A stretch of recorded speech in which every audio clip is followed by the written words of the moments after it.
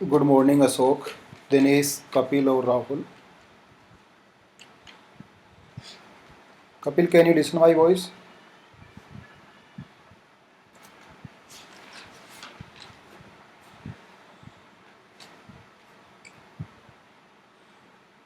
Okay.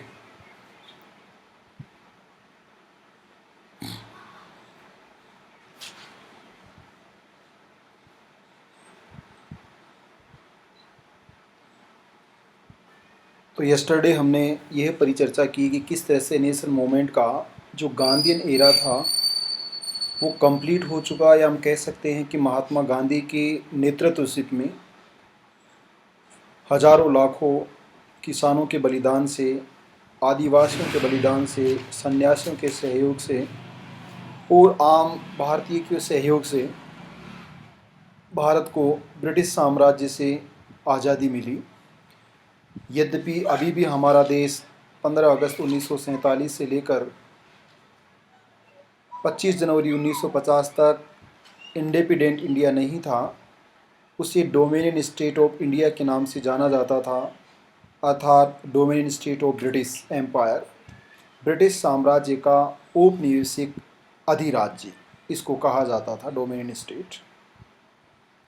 आज हम परिचर्चा करेंगे किस तरह से ब्रिटिश भारत में कॉन्स्टिट्यूशनल डेवलपमेंट हुआ, अर्थात जो संवैधानिक विकास की श्रृंखला है अथवा क्रम है वो किस तरह से ब्रिटिश सरकार ने भारत में स्थापित किया। इसमें थोड़ा सा आपको मैं आज 1909 की जो salient features of Indian council act 1909 है, इसके बारे में परिचर्चा हम कल करेंगे।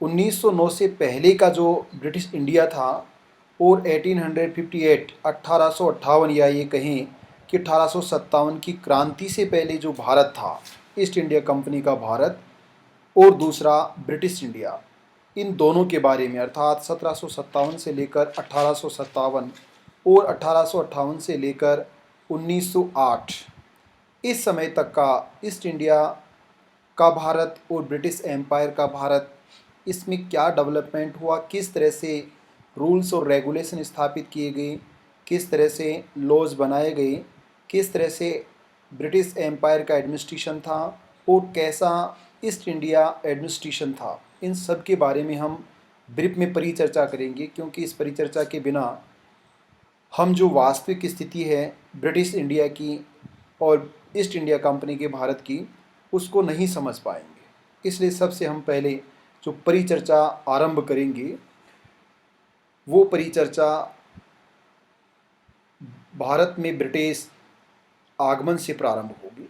तो सबसे पहले ये देखने वाली बात है, ये विचार करने वाली बात है कि किस तरह से ईस्ट इंडिया कंपनी के उन कलर के द्वारा, जिसको आज कहते हो ना कि हिंदुस्तान में बाबू राज जिसको कहा जाता है, कलर का एम्पायर जिसको कहा जाता है, वो ब्रिटिश एम्पायर की देन है। तो हम कह सकते हैं कि वर्तमान जो इंडियन सिविल सर्विसेज का एडमिनिस्ट्रेटिव सेटअप है absolutely depend upon the British empire administrative system. वह ब्रिटिश साम्राज्य के प्रशासनिक ढांचे पर पूरी तरह से निर्भर करता है। और यही कारण है न केवल भारत की परिचर्चा की जाती है, अपितु हम इस परिचर्चा में यदि सभी थर्ड वर्ल्ड के देशों को शामिल कर लें अथवा इस परिचर्चा में हम तीसरी दुनिया के देशों को शामिल कर लें अथवा बैकवर्ड जो कंट्री हैं उसमें उन सबको शामिल कर लें तो कोई अतिशयोक्ति नहीं होगी। अर्थात जब आप पीजी में पढ़ेंगे तो उसमें देखा जाएगा कि what is the role of administrative setup और administrative services in development of developing societies and countries. जो पिछड़े हुए देश हैं या विकासशील देश हैं, उन देशों में प्रशासनिक प्रणाली की क्या उपयोगिता है, क्या महत्व है। ये हकीकत है कि विकसित देशों की तुलना में विकासशील देशों में अथवा डेवलपिंग सोसाइटीज़ में administrative system important role play करता है।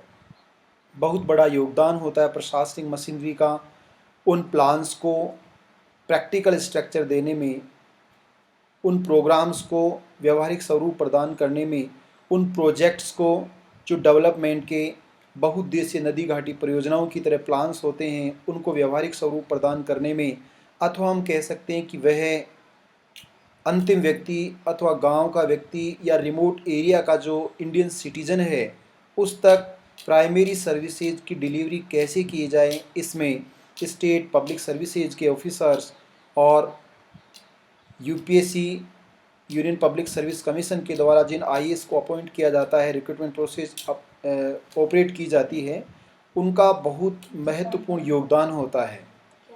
यदि वे लोग तन मन से, धन की आवश्यकता नहीं है, केवल जी जान से पूरे प्रयास करें, केवल पॉलिटिकल इंटरेस्ट को फुलफिल करने के नहीं अथवा पॉलिटिकल रिप्रेजेंटेटिव्स की जो डिज़ायर होती है केवल उसी को पूरा करने में ध्यान नहीं दें, पब्लिक सर्विसेज लोक सेवा के नाम से जिसे जाना जाता है, वो वास्तव में अगर पब्लिक सर्विसेज करने के लिए ही कार्य करने लग जाएं तो हिंदुस्तान आज भी दुनिया का सबसे विकसित देश हो सकता है। ठीक ऐसे ही जिस तरह से मौर्य साम्राज्य में और गुप्त साम्राज्य में भारत का प्राचीन गौरव दुनिया के अधिकांश राजतंत्र की प्रणाली वाले राज्यों में विस्तृत था। दुनिया के अनेक विचारक जिनका जिक्र इतिहास में आपने ज़रूर पढ़ा होगा, तक्षशिला और नालंदा, आज की कैम्ब्रिज यूनिवर्सिटी, हार्वर्ड यूनिवर्सिटी और दुनिया की जो भी नामचीन यूनिवर्सिटी है विकसित देशों की, ऐसे विश्वविद्यालयों से 100 गुना बेहतर हुआ करते थे। आज भी इतिहास में उनका नाम स्मरणीय अक्षरों में लिखा गया है और निसंदेह उस समय का अध्ययन और अध्यापन दुनिया के लिए एक प्रतिनिधित्व था, एक आइडल सिस्टम था, एक अनुकरणीय सिस्टम था। इसलिए ऐसे ही गौरव को दोबारा भी स्थापित किया जा सकता है, परंतु उसमें जनता के साथ साथ ब्यूरोक्रेट्स और पॉलिटिशियन का इम्पोर्टेंट रोल होता है। अब सबसे पहले मैं आपको ये समझाना चाहूँगा कि किस तरह से हिंदुस्तान पर ब्रिटिश साम्राज्य ने अथवा ब्रिटेन के नुमाइंदों ने, अथवा मैं ये कहूँ कि ब्रिटेन के व्यापारियों ने भारत की राजनीति पर अथवा भारतीय राजतंत्र की शक्ति पर, सत्ता पर किस तरह से कंट्रोल कर लिया। यह 1599 ईस्वी का समय था जब जॉन मिल्डेन होल नाम का ब्रिटिश व्यापारी भारत आता है। इससे पहले ये नहीं कि भारतीय खोज वास्को डी गामा, उससे कोई विशेष फर्क पड़ने वाला नहीं है। वास्तव में ब्रिटिशर किस तरह से यहाँ एंट्री करते हैं उसकी सबसे पहले शुरुआत जॉन मिल्डेन हॉल नामक ब्रिटिश व्यापारी के द्वारा की गई। उसने भारत की व्यापारिक स्थिति को समझा और फिर से ब्रिटिश व्यापारियों को इसके बारे में अवगत कराया। ब्रिटिश व्यापारियों को इसके बारे में अवगत कराने के पश्चात सबसे पहले तत्कालीन ब्रिटिश महारानी एलिजाबेथ प्रथम, उस समय सम्राट की मृत्यु हो चुकी है और सम्राट की जो विधवा रानी है वो महारानी एलिजाबेथ प्रथम ब्रिटेन की साम्राज्ञी है। ब्रिटिश एम्पायर उस समय भारत पर नहीं था, उस समय भारत पर मुग़ल शासन था और मुग़लों के इस शासन काल में इम्पोर्टेंट रोल जो प्ले किया वो जहांगीर के द्वारा और एक सर टॉमस रो के द्वारा किया गया। उस समय मुग़ल राजा के द्वारा व्यापार करने का आदेश जारी किया जाता था जिसे शाही फरमान कहते थे। शाही फरमान एक तरह से आप कह सकते हैं कि भारतीय राजतंत्र में सरकारी आदेश या कानूनी अनुमति, जैसे आजकल ड्राइविंग लाइसेंस होता है, ऐसे ही अनुमति प्रपत्र हुआ करता था। अर्थात डीएल में आपकी ये लिखा है कि आपको परिवहन विभाग संबंधित राज्य सरकार का अनुमति प्रदान करता है कि आप 4 व्हीलर या 2 व्हीलर या हैवी जो व्हीकल्स हैं उनको ऑपरेट कर सकते हो। ठीक ऐसे उस समय शाही फरमान जारी किया जाता था और इस शाही फरमान के माध्यम से ही कोई दूसरा देश भारतीय राजतंत्र अथवा भारत के साथ व्यापार कर सकता था। सर टॉमस रो इस मामले में सफल हुआ। सबसे पहले 31 दिसंबर 1600 ईस्वी इस तारीख को ब्रिटिश कंपनी, जिसे ईस्ट इंडीज़ कंपनीज के नाम से जाना जाता था, इसका मतलब ऐसी कंपनी जो भारत के पूर्वी दिशा में स्थित थी, उस कंपनी के कुछ व्यापारियों ने महारानी एलिजाबेथ प्रथम से एक शाही आदेश, वहाँ भी कॉन्स्टिट्यूशनल मोनार्की राजतंत्र है, भारत में भी राजतंत्र, लेकिन भारत में आनुवंशिक राजतंत्र है, वहाँ कॉन्स्टिट्यूशनल मोनार्की होती है। महारानी एलिजाबेथ प्रथम से जो आदेश उन्होंने कानूनी आदेश लिया, अनुमति ली, उसे चार्टर कहा जाता था। सबको बोले कि अपना कैमरा ऑन कर ले। अरे नहीं, मेरे कोई भाग जाए तो। शाही फरमान के माध्यम से भारत में ऐसा कानूनी दस्तावेज जारी किया जाता था और ब्रिटिश महारानी या सम्राट के द्वारा चार्टर के नाम से इसको संचालित किया जाता था। भारतीय राजतंत्र में भी बहुत सी चीज़ों को लिखा गया, लेकिन अधिकांशतः जो एडमिनिस्ट्रेशन था वो केवल वर्बल कमांड के माध्यम से होता था, मौखिक आदेश के माध्यम से होता था। परंतु ब्रिटेन में पहली बार 1215 में ब्रिटिश सिटीजन के लिए एक सिटीजन राइट जो होते हैं उनका एक चार्टर डिजाइन किया गया, जिसे मेग्ना कार्टा कहा जाता है अथवा दुनिया का पहला महान घोषणा पत्र कहा जाता है, जिसमें ब्रिटिश सिटीजन के लिए राइट्स की बात कही गई कि ब्रिटेन के लोगों के अधिकार होते हैं। बेसिकली मोनार्की में केवल ड्यूटीज़ होते हैं, राइट्स की आप डिमांड नहीं कर सकते। डेमोक्रेसी की या जमहूरियत की सबसे खूबसूरत बात यही है कि यहाँ सिटीजन्स राइट्स की डिमांड कर सकते हैं, परंतु अनेक बार डेमोक्रेसी में भी ड्यूटीज़ पर ज़्यादा फोर्स किया जाता है। इंदिरा गांधी के द्वारा पहली बार ऐसा किया गया और वर्तमान मोदी गवर्नमेंट की नेशनल एजुकेशन पॉलिसी में भी ये कहा गया है कि हम सिटीजन्स को, बालकों को, बच्चों को फंडामेंटल ड्यूटीज़ के बारे में अवेयर करेंगे, जागरूक करेंगे। बड़ा ही विचित्र है, खैर जो भी है। 31 दिसंबर 1600 ईस्वी के इस चार्टर के माध्यम से ईस्ट इंडिया कंपनी को भारत के साथ मसालों का व्यापार करने की अनुमति मिल गई। सर थॉमस रो के द्वारा जहांगीर से अनेक फरमान प्राप्त कर लिए गए और उन्होंने अपना व्यापार प्रारंभ कर दिया। सूरत से लेकर कोलकाता तक, कालीकट बंदरगाह तक, हुगली बंदरगाह तक, जो सबसे बड़ा पोर्ट हुआ करता था व्यापार के रूप में।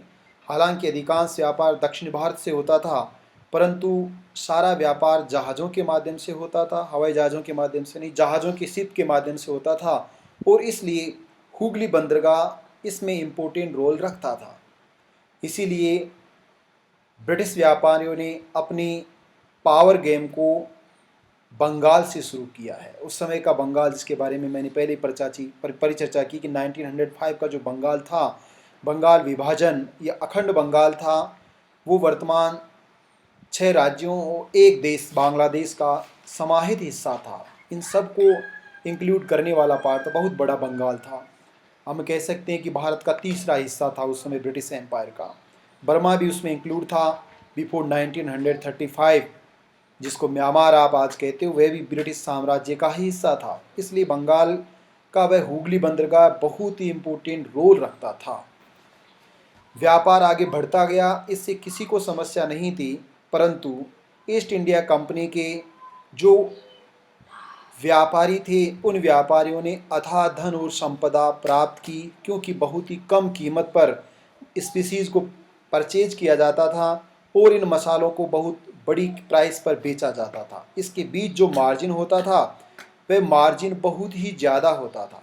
इस कारण से ब्रिटिश व्यापारी बहुत धनाढ्य हो गए, और हम कह सकते हैं कि जैसे हिंदुस्तान में या वर्तमान स्वतंत्र भारत में ब्यूरोक्रेट्स, सबके लिए तो नहीं, लेकिन हम कह सकते हैं मेजॉरिटी या 99% जो ब्यूरोक्रेट्स हैं, उनके खुद के रेजिडेंस, उनके आवास, उनकी प्रॉपर्टी, उनके बैंक अकाउंट्स और उनका रहन सहन का लाइफ स्टैंडर्ड अगर देखा जाए, ठीक ऐसा ही ब्रिटिश व्यापारियों के पास उस समय देखा जाता था। उनके वैभव से और संपदा से ब्रिटिशर मेंबर्स ऑफ पार्लियामेंट को अनेक बार ईर्ष्या हुई और उन्होंने कई बार संसद में प्रश्न उठाया कि ईस्ट इंडिया कंपनी के व्यापारियों पर हमें कंट्रोल करना चाहिए। यह कंट्रोल पहली बार 1773 के चार्टर एक्ट के द्वारा किया गया। इससे ठीक पहले 23 जून 1757 की इस तारीख को, जिसके बारे में मैंने पहले भी जिक्र किया है, कोलकाता से लगभग 56 किलोमीटर दूर प्लासी नामक स्थान पर एक युद्ध होता है जिसे क्या बैटल ऑफ प्लासी के नाम से जाना जाता है। इस प्लासी के युद्ध में ब्रिटिशर व्यापारियों की विजय होती है। रॉबर्ट क्लाइव एक चालाक व्यापारी के रूप में स्थापित होता है। ना उनके पास सेना थी, ना उनके पास हथियार थे, केवल पैसा उनके पास था, क्लेवरनेस उनके पास थी। ये कह सकते हैं कि पैसा होने के साथ साथ उनके पास चतुराई थी, चालाकी थी, और जिसको आप कहते हो knowledge is AI tools of power. Knowledge ज्ञान शक्ति का एक उपकरण होता है। इसलिए आप बाजार में चौराहे पर खड़े होकर अगर लोगों को उल्लू बना सकते हो तो पैसे कमा सकते हो। बोगस स्कीम अगर आपको लोगों को गुमराह करना आता है तो आप पैसे कमा सकते हो। एजुकेशन सोफिस्ट जो आपको थर्ड ईयर में पढ़ाया जाएगा, यूनान के सोफिस्ट हुआ करते थे। पैसे के बदले शिक्षा, एजुकेशन फॉर मनी, पैसे के लिए शिक्षा। जैसे आजकल कोचिंग इंस्टीट्यूशन होते हैं या प्राइवेट ट्यूशन होता है, पैसे देकर एजुकेशन को लर्न किया जाता था, उन्हें सोफिस्ट कहते हैं। वर्तमान में आप भी ऐसा कर सकते हो। इसलिए नॉलेज इज ए पावर है और ब्यूरोक्रेट्स इस टफ कंपटीशन के माध्यम से ही अपने आप को नॉलेजफुल साबित करते हैं, और उसके बाद भी उनके पास नॉलेज होता है। इसीलिए वो ऐसी स्कीम्स लाते हैं, प्लान्स लाते हैं, प्रोजेक्ट्स लाते हैं, पॉलिसीज़ लाते हैं, जिनको सफल करना अथवा उनको फेलियर करना उनके हाथ में होता है। इसलिए यदि उनकी डिज़ायर होती है, उनकी विलिंग पावर होती है तो वो उसको सक्सेस कर देते हैं, और यदि उनकी विलिंग पावर नहीं होती है तो फेलियर हो जाती है, डेफिनेटली फेलियर हो जाती है। जैसे कि 1952 में इंडिया के बेसिक स्ट्रक्चर को डेवलप करने के लिए पहला रूरल डेवलपमेंट का प्रोग्राम शुरू किया गया, जिसे कम्युनिटी डेवलपमेंट प्रोग्राम कहते हैं, सामुदायिक विकास कार्यक्रम। 2 अक्टूबर 1952 में ये शुरू किया गया, परंतु शुरू होने के साथ ही ये फेलियर हो गया, असफल हो गया। वाई? ऐसा इसलिए हुआ क्योंकि उस समय की ब्रिटिश ब्यूरोक्रेसी जो 50% से भी ज़्यादा थी, 50% से भी ज़्यादा थी। भारत में लगभग 1500 ब्यूरोक्रेट्स थे आज़ादी के समय, जिनमें से 800 के आसपास चले गए थे, बाकी ब्यूरोक्रेट्स यहीं रह गए थे। उनमें से अधिकांश ब्रिटिशर थे और इंडियन थे। उनकी जो मेंटेलिटी थी वो ब्रिटिश एम्पायर की मेंटेलिटी थी, इसलिए वो डेवलपमेंट का उन्होंने सपोर्ट नहीं किया, और नेहरू का ये प्रोग्राम बुरी तरह से फेल हो गया, असफल हो गया। इसलिए हम समझ सकते हैं कि कितना इम्पोर्टेंट रोल होता है। रॉबर्ट क्लाइव के द्वारा सेठ अमीर चंद को अपनी तरह मिलाया गया कि पैसा दिया जाए। सेनापति बंगाल के नवाब के खास रिश्तेदार और सेनापति को अपनी तरफ मिलाया गया। एक बार मीर जाफर के साथ मिलकर विश्वासघात किया गया और दूसरी बात मीर कासिम के साथ मिलकर विश्वासघात किया गया। बंगाल के नवाब को लालच दिया गया, सेनापति को लालच दिया गया, और बंगाल के नवाब को कठपुतली बना लिया गया। जिस सेनापति को नवाब बनाने का सपना दिखाया गया उसे नवाब बना भी दिया गया, परंतु 1764 फिर से बक्सर के युद्ध में अवध के नवाब सिराजुद्दौला, दिल्ली के शाह आलम द्वितीय और बंगाल के नवाब मीर जाफर के द्वारा, फिर मीर कासिम के द्वारा फिर से विद्रोह किया गया, परंतु यह विद्रोह भी सफल नहीं हुआ, और अंततः बंगाल की अधिसत्ता रॉबर्ट क्लाइव के हाथों में चली गई। 1765 में डायरकी को रॉबर्ट क्लाइव के द्वारा स्थापित किया गया दोहरा शासन, अर्थात ईस्ट इंडिया कंपनी का शासन और इंडियन मोनार्की का शासन। बंगाल के नवाब का शासन नाममात्र का शासन होगा, और कंपनी के एडमिनिस्ट्रेटर का शासन या कलर का शासन या बंगाल के गवर्नर का शासन, हम कह सकते हैं बंगाल का गवर्नर, उसका शासन रियल शासन होगा। इस तरह से उन्होंने बंगाल की अधिसत्ता पर नियंत्रण स्थापित कर लिया, और धीरे धीरे rather than India remaining India पर भी उन्होंने कंट्रोल कर लिया। यहाँ से हिंदुस्तान की बादशाहत पर ब्रिटिश एम्पायर ने अपना कंट्रोल करना शुरू किया, जो बर्मा, अफ़गानिस्तान, बांग्लादेश और भारत का अधिकांश हिस्सा, हम कह सकते हैं संपूर्ण भारत और पाकिस्तान, वर्तमान बांग्लादेश भी जिसमें इंक्लूड है, इन सब पर ब्रिटिश एम्पायर ने अपना कंट्रोल कर लिया। जहाँ तक रिटन डॉक्यूमेंट्स की बात है तो पहली बार ब्रिटिश ईस्ट इंडिया कंपनी के द्वारा एक रेगुलेटिंग एक्ट लाया गया जिसे 1773 का रेगुलेटिंग एक्ट कहते हैं। 1773 का नियमनकारी अधिनियम, अर्थात जो कार्य प्रणाली है उसको रेगुलाइज कर दिया जाएगा, इसीलिए इसको रेगुलेटिंग एक्ट के नाम से जाना जाता है। पहली बार ब्रिटिश एम्पायर या ईस्ट इंडिया कंपनी के भारत में, ईस्ट इंडिया कंपनी के इंडिया में पहला अधिनियम लाया गया। इसके बाद लगातार अधिनियम लाए गए, सारे के सारे अधिनियम सेंट्रलाइजेशन के रूल्स और रेगुलेशन थे, शक्ति के केंद्रीकरण के अधिनियम थे कि भारत को नियंत्रित किया जाए, रियासतों पर कंट्रोल किया जाए, भारत के लोगों को अधीन बनाया जाए, सेना खड़ी की जाए, ऑफिसर्स ब्रिटेन से अपॉइंट किए जाए। इस मामले में वो सफल भी हुए। 1784 का पीट्स इंडिया एक्ट इसमें और महत्वपूर्ण अधिनियम साबित हुआ। 1813 का अधिनियम, 1831 का अधिनियम, 1848 का अधिनियम, 1852 का अधिनियम, इन सब अधिनियम के माध्यम से ब्रिटिश ईस्ट इंडिया कंपनी ने भारत पर नियंत्रण कर लिया। 1848 से लेकर 1856 तक भारत की अधिकांश रियासतों को तत्कालीन ईस्ट इंडिया कंपनी के गवर्नर जनरल, ध्यान रखना, ईस्ट इंडिया कंपनी के गवर्नर जनरल लॉर्ड डलहौजी के द्वारा डॉक्ट्राइन ऑफ लैप्स के माध्यम से, गोद निषेध प्रथा के माध्यम से, हिंदू उत्तराधिकार अधिनियम को बदलकर, कुशासन का आरोप लगाकर अधिकांश रियासतों को हड़प लिया गया। ब्रिटिश ईस्ट इंडिया कंपनी के लिए कामधेनु के नाम से जिस गाय को जाना जाता था, अवध, 90% ब्रिटिश सेना में जो सैनिक थे वो अवध प्रांत से, जो उस समय यूनाइटेड प्रोविंस संयुक्त प्रांत का बहुत बड़ा हिस्सा था, वहाँ से भर्ती हुए थे। जितनी रियासतें थी, जितने क्षेत्र थे, उन सब पर नियंत्रण किया गया अवध के सैनिकों की सहायता के माध्यम से। और जब सब पर नियंत्रण हो गया तो 13 फरवरी 1856 की इस तारीख को लॉर्ड डलहौजी ने एक नया अध्यादेश जारी कर दिया और अंतिम रियासत के रूप में यह आरोप लगाया गया कि अवध का शासक छोटा है, वाजिद अली शाह, और इसलिए यह कुशासन है। कुशासन का आरोप लगाकर इस रियासत को भी हड़प लिया गया। इसी के साथ 1857 की क्रांति की पृष्ठभूमि तैयार हो गई। 1857 की क्रांति मेरठ से शुरू होती है, निर्धारित समय से पहले वो आरंभ होती है।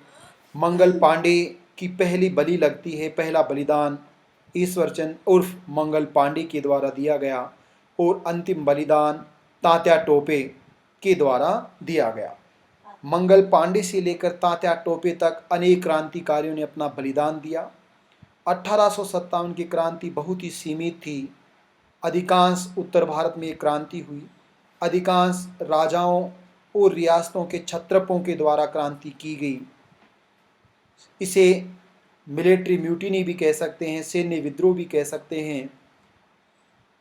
गाय की चर्बी के लगे कारतूसों के विरोध को लेकर, अफगानिस्तान में सेना को भेजने को लेकर, नॉन वेज भोजन सामग्री को लेकर, चपाती के माध्यम से, कमल के फूल के माध्यम से संदेश दिया गया। मेरठ के सैनिकों ने क्रांति में इम्पोर्टेंट भूमिका निभाई। बिहार के जगदीशपुर ने, लक्ष्मीबाई ने, कानपुर के तात्या टोपे ने और तमाम तरह के छोटे छोटे छत्रपों ने इसमें इम्पोर्टेंट रोल प्ले किया। क्रांति भले ही असफल हुई, परंतु एस.एन. सेन के शब्दों में, इसलिए नहीं कि हम इंडियन इसलिए ऐसा कह रहे हैं, सुरेंद्रनाथ सेन के शब्दों में, it was the first freedom of India, freedom movement of India. ये भारत का पहला स्वाधीनता संग्राम है। 1857 की क्रांति एक ऐसे राख के ढेर के समान है जिसके नीचे धधकते हुए अंगारों ने हवा के माध्यम से ज्वाला को भड़का दिया और 1947 तक पहुँचते पहुँचते हमें आज़ादी मिली। हम असफल होकर भी सफल हो गए। 1857 की क्रांति का परिणाम अगर हम देखते हैं तो सबसे बड़ा परिणाम 1857 की क्रांति का ये रहा कि ईस्ट इंडिया कंपनी का जो शासन पिछले 100 सालों से था, 1757 से 1857, उस शासन को अंत कर दिया गया। ब्रिटिश नई महारानी विक्टोरिया के द्वारा 1 नवंबर 1858 को वर्तमान उत्तर प्रदेश के इलाहाबाद में दरबार का आयोजन किया गया। शाही दरबार इसको कहते हैं। सम्मेलन बुलाया गया, आप ऐसा मान सकते हैं, मीटिंग बुलाई गई, जिसकी मुख्य अतिथि महारानी विक्टोरिया थी और जिसके अध्यक्ष थे लॉर्ड कैनिंग, अंतिम governor general of east India company and first governor general and viceroy of British India. East India company की तरफ से वॉरेन हेस्टिंग्स पहले गवर्नर जनरल थे और लॉर्ड विलियम कैनिंग अंतिम वाइसराय अथवा गवर्नर जनरल थे। ब्रिटिश इंडिया के अथवा ब्रिटिश भारत के पहले गवर्नर जनरल एंड वाइसराय, ऐसा क्यों कहा गया आगे आगे आपको बताऊंगा, वो लॉर्ड कैनिंग थे। दरबार का आयोजन हुआ। दरबार के आयोजन में एंड टाइटल जो था, इसका शीर्षक था, वो था better governance for British India. British Bharat के लिए श्रेष्ठ अथवा अच्छा या उत्तम शासन, जिसकी पहली लाइन यही थी, ईस्ट इंडिया कंपनी के शासन का अंत किया जाता है और उसके स्थान पर ब्रिटिश क्राउन का साम्राज्य स्थापित किया जाता है। दूसरी लाइन थी, अब तक के सभी अधिनियमों का उद्देश्य सेंट्रलाइजेशन ऑफ पावर था, परंतु अब हम डिसेंट्रलाइजेशन ऑफ पावर का कार्य करेंगे। अब तक के अधिनियमों का उद्देश्य भारतीयों को शासन से दूर रखना था, अब हम विकेंद्रीकरण के माध्यम से इंडियंस को शासन में भागीदार बनाएंगे। अब तक जो गवर्नर जनरल के नाम से, governor general of east India company के नाम से पदाधिकारी जाना जाता था, उसका पदनाम यह होगा governor general and viceroy of British India. British Bharat का गवर्नर जनरल और वाइसराय। वाइसराय जो वर्ड था वो इसलिए ऐड कर दिया गया कि ब्रिटिश एम्पायर में 2 एंटिटी होंगी। पहली एंटिटी ब्रिटिश इंडिया के प्रोविंस होंगे, प्रांत होंगे, और दूसरी एंटिटी ब्रिटिश इंडिया की रियासतें होंगी, राजाओं की रियासतें होंगी। राजाओं की तरफ से बातचीत करने के लेफ्टिनेंट गवर्नर और एक मीडिएटर अपॉइंट किया जाएगा, परंतु ब्रिटिश प्रोविंस, ब्रिटिश इंडिया के प्रांत और ब्रिटिश इंडिया की रियासतें दोनों ही गवर्नर जनरल के कंट्रोल में रहेगी। जब वह रियासतों के राजा से बातचीत करेगा, एडमिनिस्ट्रेटिव बिहेवियर करेगा, तो वह वाइसराय भी कहलाएगा। इसलिए ब्रिटिश इंडिया के इस पदाधिकारी को गवर्नर जनरल एंड वाइसराय के नाम से संबोधित किया गया। छोटे शब्द में आप वाइसराय कहो तो भी वही बात है, गवर्नर जनरल कहो तो एक ही बात है।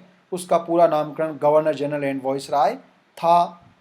बिफोर 1948 से पहले माउंटबेटन जब लास्ट अपने ब्रिटिश भारत की तरफ से गवर्नर जनरल एंड वाइसराय हैं, वहाँ तक है। श्री राजगोपालाचारी स्वतंत्र भारत के पहले गवर्नर जनरल एंड वाइसराय थे या बने।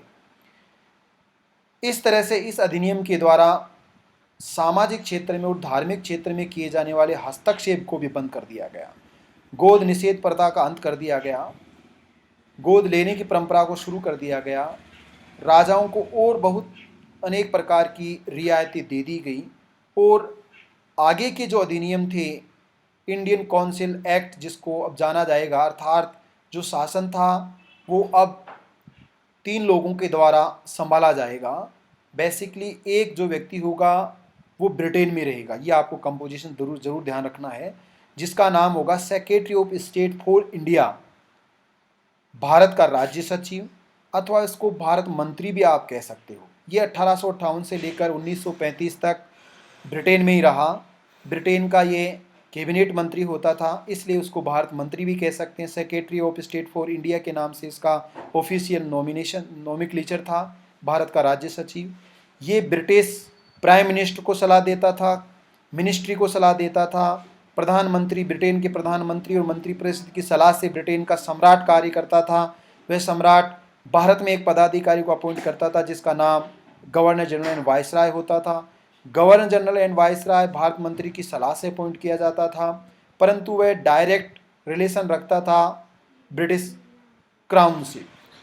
गवर्नर जनरल एंड वाइसराय की सलाह से ब्रिटिश भारत के प्रांतों में गवर्नर अपॉइंट किए जाते थे और ब्रिटिश भारत के प्रांतों के गवर्नर और ब्रिटिश इंडिया के गवर्नर जनरल और भारत सचिव की सलाह से जो छोटे प्रांतीय अथवा रियासतें थी वहाँ पर लेफ्टिनेंट गवर्नर अपॉइंट किया जाता था। ये पूरा का पूरा एक कंपोजिशन था।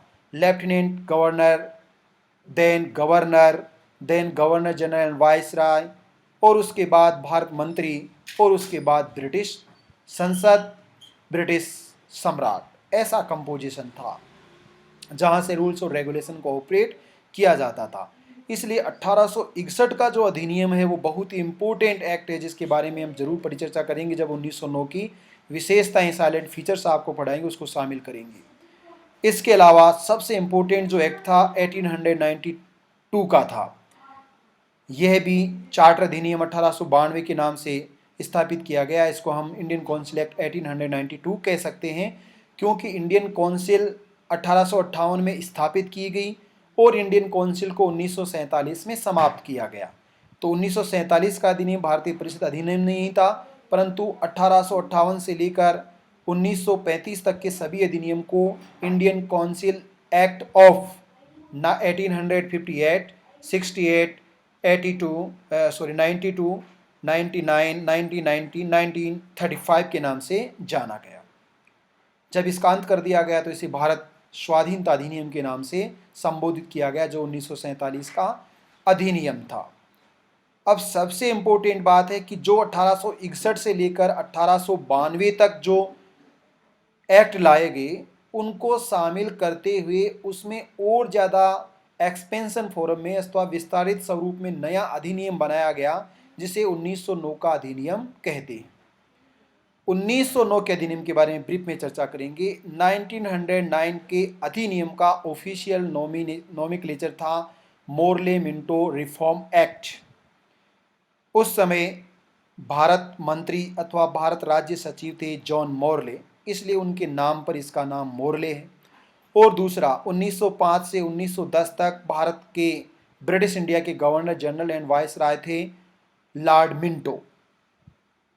राजेंद्र प्रसाद इंडिया डिवाइडेड में यही लिखा है कि ब्रिटिश एम्पायर जिम्मेदार था। सबसे ज़्यादा जो रेस्पॉन्सिबल था इन डिवीजन ऑफ इंडिया का वह लॉर्ड मिंटो था। लॉर्ड मिंटो के दिमाग की उपज थी मुस्लिम लीग, लॉर्ड मिंटो के दिमाग की उपज थी 1909 का अधिनियम, और लॉर्ड मिंटो के दिमाग की उपज थी भारत और पाकिस्तान की रचना। आप कह सकते हो कि मिंटो ने वो फसल बोई थी, जहरीली फसल, जिसको काटना, दतिया से काटना असंभव सा हो गया था 1947 के समय।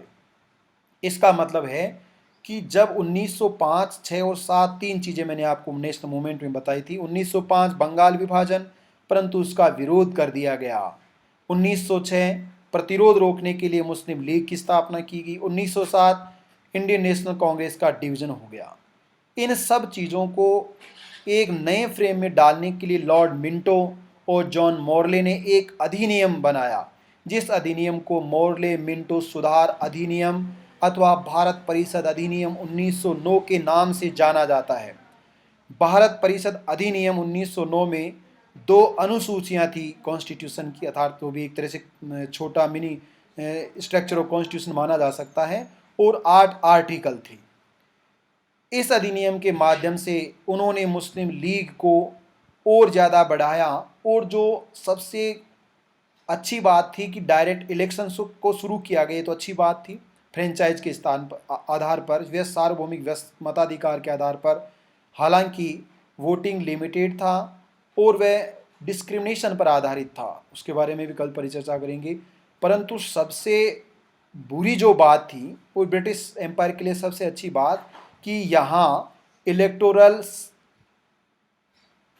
जो इलेक्शन का एरिया होता है, या हम कह सकते हैं इलेक्टोरल सेक्टर्स जो होता है, इलेक्टोरल कॉलेज जो होते हैं, डिपेंड्स ऑन रिलीजन, धर्म पर आधारित निर्वाचन क्षेत्रों का निर्माण कर दिया गया केवल मुसलमानों के लिए। औरों के लिए बाद में किया गया। केवल इस्लाम धर्म के लोगों के लिए सांप्रदायिक प्रतिनिधित्व के आधार पर कुछ निर्वाचन क्षेत्रों को रिजर्व्ड कर दिया गया कि यहाँ से केवल मुसलमान ही निर्वाचित होगा, अन्य व्यक्ति, अन्य धर्म का व्यक्ति निर्वाचित नहीं हो सकता। सांप्रदायिक प्रतिनिधित्व की इस प्रणाली को कानूनी अमली जामा पहनाकर कॉन्स्टिट्यूशनल मैनर में स्थापित करके लॉर्ड मिंटो ने बंगाल विभाजन को वास्तव में सफल बना दिया।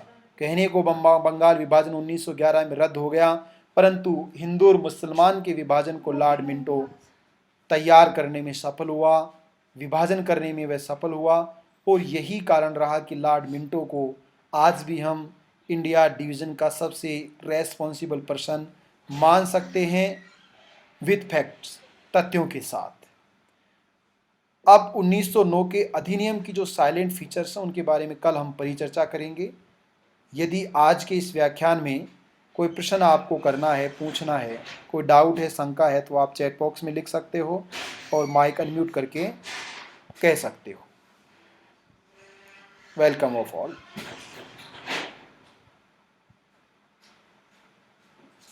अशोक, दिनेश, कपिल, राहुल, रवि।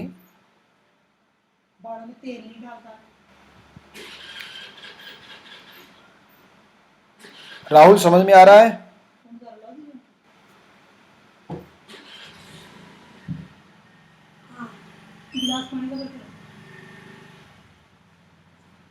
रवि, अरे पढ़ाया वो समझ में आया क्या रवि? रवि बेनीवाल, एक बात अभी बोलो, चिल्लाना मत, पक्का चिल्लाओ।